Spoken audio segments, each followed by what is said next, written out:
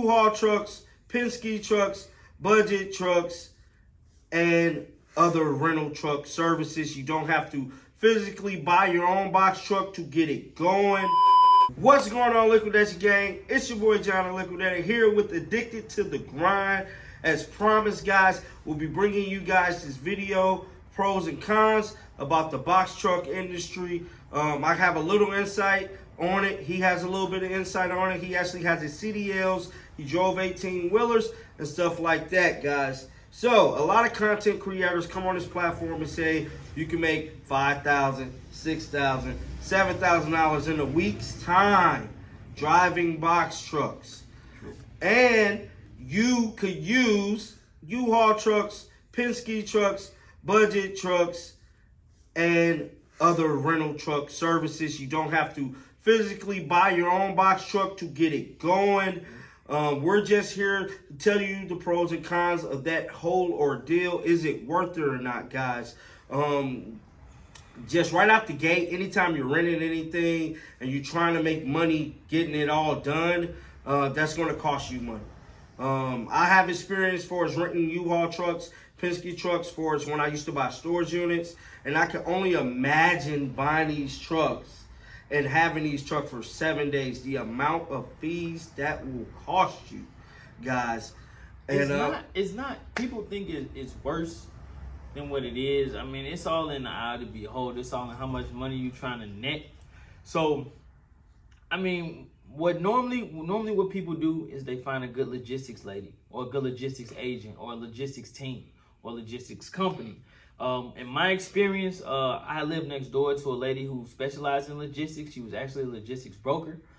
And she was really trying to get me into the box truck game, but I just didn't see the value there. That's just me, because if I'm gonna go get a box truck, I might as well go get an 18-wheeler and be able to go all across the country and not have to, have these specialized loads. Because if the load big enough, you could put a box truck on an 18-wheeler. But I mean, there definitely is a need. But as far as if you're gonna do it, do it. It's like starting a lawnmower company, buying a push lawnmower where you could just get the ride on joint. That's just my opinion. now, another thing that they do not tell you when they say they make it $7,000, $8,000 to $10,000 a week is the driving conditions. Oh yeah, that too. Anytime you get behind any big vehicle, rain, snow, sleet, ice, they leave that part out of it, guys. They don't tell you that you have a certain time to get that load dropped off. And if you don't get that load dropped off in a certain amount of time, that they start taking money out. Yeah. So that money is coming off your balance, basically your profit for doing that load. You start getting docked for that money, like whenever you're running late, guys.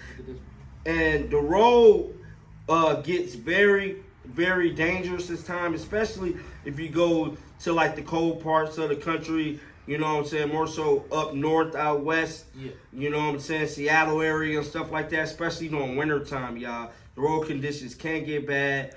I know down south, they deal with hurricanes.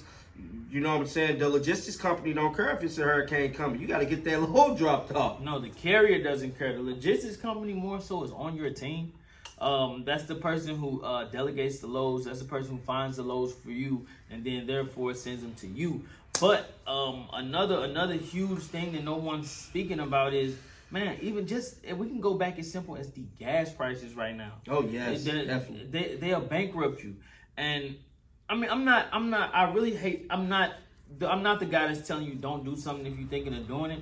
But you got to keep all these things in mind. You got to pay your drivers. You got to pay insurance. You got to have commercial insurance. That shit is not cheap. I think they want $6,000. You got to have bonds and everything else just to get into numbers, DOT numbers, DUNS numbers, all of that. So, and then you got to make sure you. And then what's really people are struggling with right now is finding help. Like good help is so hard to find right now.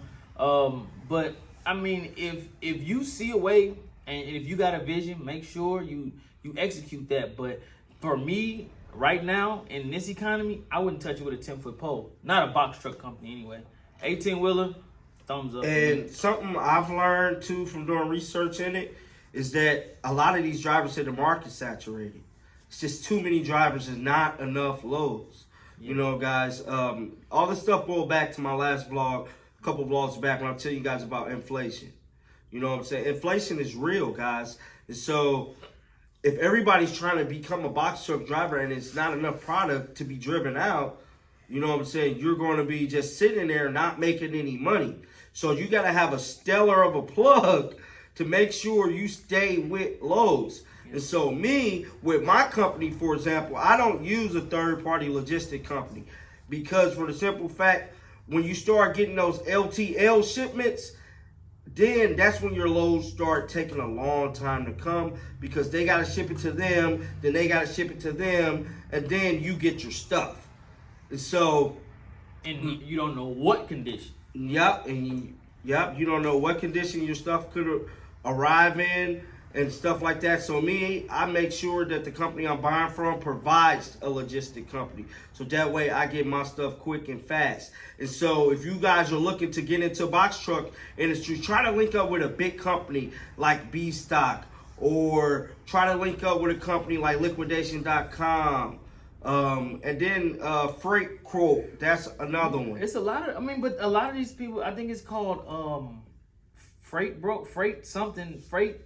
something. I hate to do that. I don't know the name. We're gonna put it down in the description below. Yeah.